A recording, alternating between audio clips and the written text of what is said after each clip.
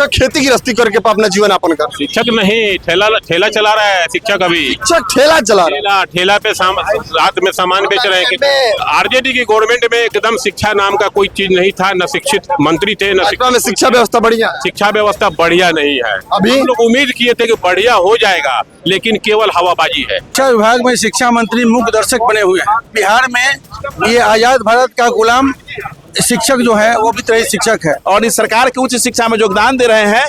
हमसे पहले जो लोग आए 40 वर्षों से पढ़ा कर वो लोग बिना पैसा पाए, बिना 1 रुपया पाए वो लोग सेवानिवृत्त हो गए, मर गए। बात को शिक्षा मंत्री तक पहुंचाए हैं तो शिक्षा मंत्री सोए हुए हैं। हम लोग शिक्षा मंत्री जी के पास गए थे। शिक्षा मंत्री जी कहा कि मैं आपकी बातों के लिए अधिकृत नहीं हूँ, आप माननीय मुख्यमंत्री जी से बात करें। कितने वर्षों से आप लोगों को पैसा नहीं मिला?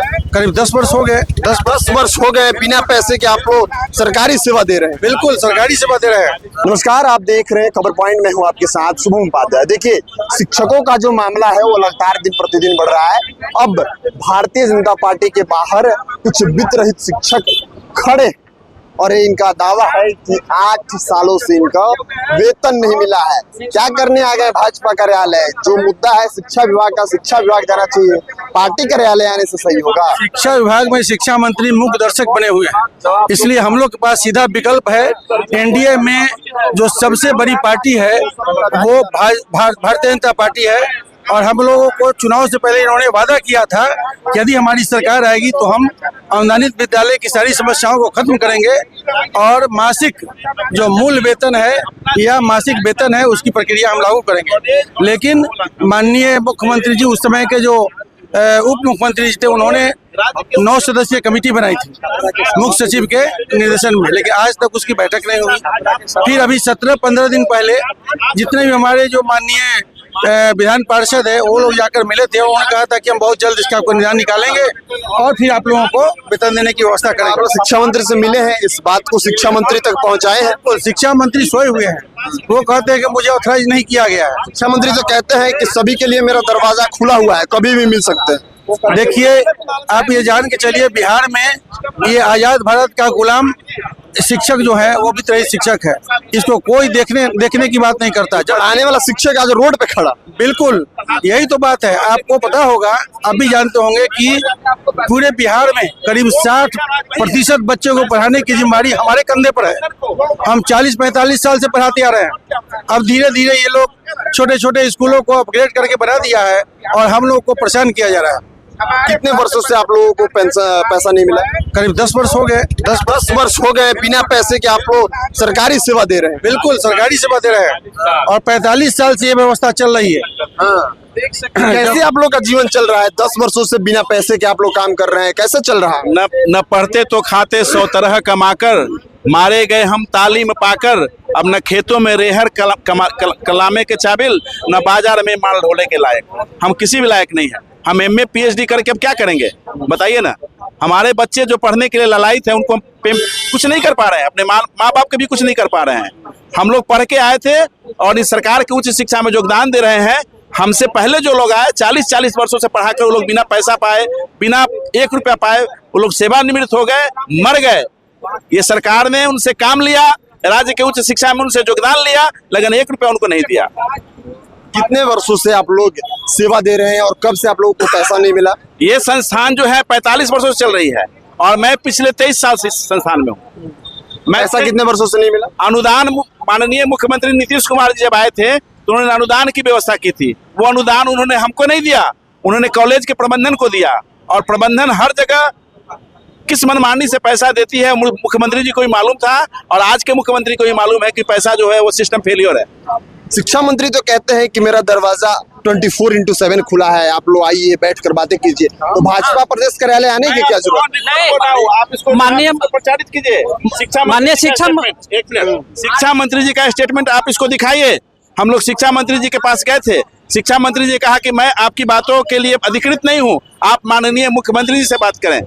शिक्षा विभाग के ही आप लोग हैं और शिक्षा मंत्री कह रहे हैं कि मैं अधिकृत नहीं। मैं इस मुद्दे पर कुछ नहीं बोलूंगा, आप माननीय मुख्यमंत्री जी से बात करें। आप लोग शिक्षा विभाग के अंडर में ही आते हैं। बिल्कुल शिक्षा विभाग के अंदर में शिक्षा मंत्री कह रहे हैं कि हम अधिकृत नहीं। बिल्कुल, मैं आपको ऑन रिकॉर्ड कह रहा हूँ, शिक्षा मंत्री ने कहा कि मैं इस मुद्दे पर कुछ नहीं करूंगा, आप मुख्यमंत्री से मिलिए। अब यहाँ आने का उद्देश्य क्या है आप लोग को भाजपा कर रहे हैं? माननीय मुख्यमंत्री को हम बोलना चाह रहे हैं और हम उनसे रिक्वेस्ट करना चाह रहे हैं कि हमको एक नियमित मासिक वेतन तय कर दे ताकि हम लोग ये लोग जलालत की जिंदगी से उबर सके। हमको पैसा नहीं मिला 8 साल से। पढ़ाने वाला जो शिक्षक आईपीएस बनाता है वो शिक्षक खाने के लिए ललायत है, बिल्कुल ललायत है। हम इतना ललायत है कि हम अपने बाल बच्चों को नहीं ढंग से पढ़ा रहे हैं, अपने माता पिता का इलाज नहीं आप लोग करा पा रहे हैं। हमारी स्थिति बहुत ही खराब हो चुकी है। मैं माननीय बहुत सारे शिक्षक इलाज के बिना मर गए, उनका बकाया पैसा 8 साल का सरकार के पास बकाया है। हम माननीय मुख्यमंत्री से कितना रुपया आप लोगों का सरकार के पास बाकी है? आपका कितना बाकी? मेरा 8.5 लाख रुपया हमारा बकाया है। 8.5 लाख सरकार आपका रुपया लेकर रखी हुई है।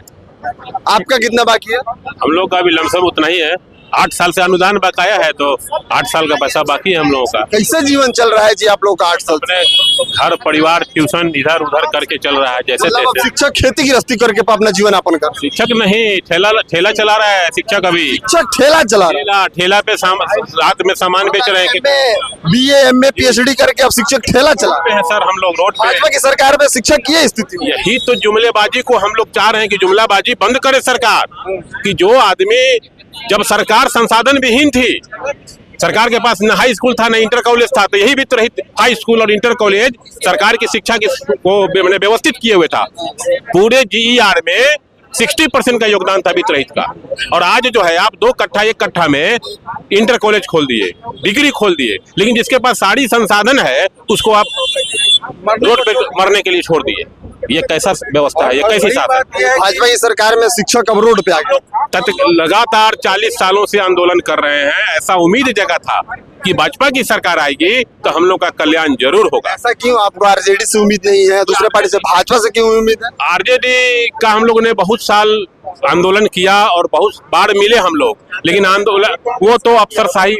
आरजेडी की गवर्नमेंट में एकदम शिक्षा नाम का कोई चीज नहीं था, न शिक्षित मंत्री थे, न भाजपा में शिक्षा व्यवस्था बढ़िया। शिक्षा व्यवस्था बढ़िया नहीं है। अभी हम लोग उम्मीद किए थे कि बढ़िया हो जाएगा, लेकिन केवल हवाबाजी है। कल माननीय शिक्षा मंत्री पटना में थे, हम लोग फोन किए कि हम लोग आना चाह रहे हैं तो बोला गया कि बिहार से बाहर है। और जब हम लोग ज्ञान भवन में गए तो देखे वहाँ बैठे हुए हैं। ये तो शिक्षा की झूठ बोला गया हम लोगों से।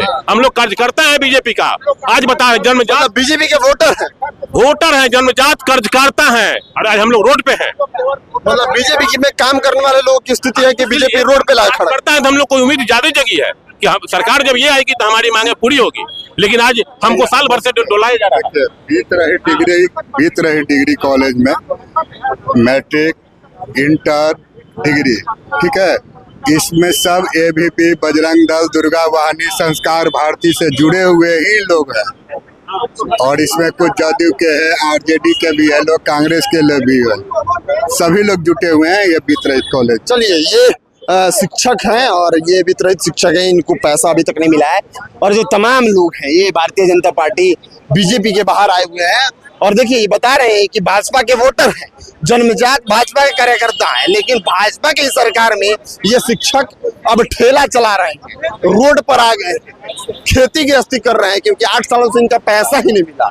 8.5 लाख 10 लाख, किसी का 10 लाख, किसी का 8 लाख 9 लाख रुपए सरकार बकाया रखी है। तो शिक्षकों की स्थिति देख लीजिए मिथिलेश तिवारी जी। और इनका आरोप भी है कि मंत्री साहब के पास गए थे तो मंत्री साहब बोले कि हमारे अंडर में नहीं है, आप मुख्यमंत्री से मिलिए। तो ये स्थिति इनकी हो गई है। बाकी आप इस खबर से क्या समझते हैं, अपनी राय प्रतिक्रिया मिलते हैं वीडियो में। तब तक आप देखते रहिए खबर पॉइंट। मैं शुभम उपाध्याय, बहुत बहुत धन्यवाद।